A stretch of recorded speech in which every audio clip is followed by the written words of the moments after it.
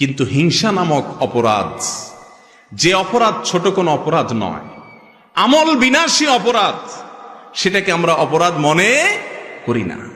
ভাইরা আমার, আজ থেকে আপনার বুকে নিজে হাত দিয়ে চিন্তা করবেন, কল্পনা করবেন, ভাববেন কারোর ভালো দেখলে আপনার জ্বলে কিনা।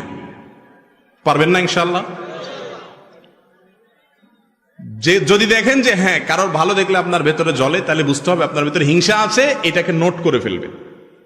নোট করার পর প্রতিজ্ঞা করবেন যে এই হিংসা আমি দূর করব। দূর করা ভেরি ইজি। রোগ ধরাটা হলো মূল।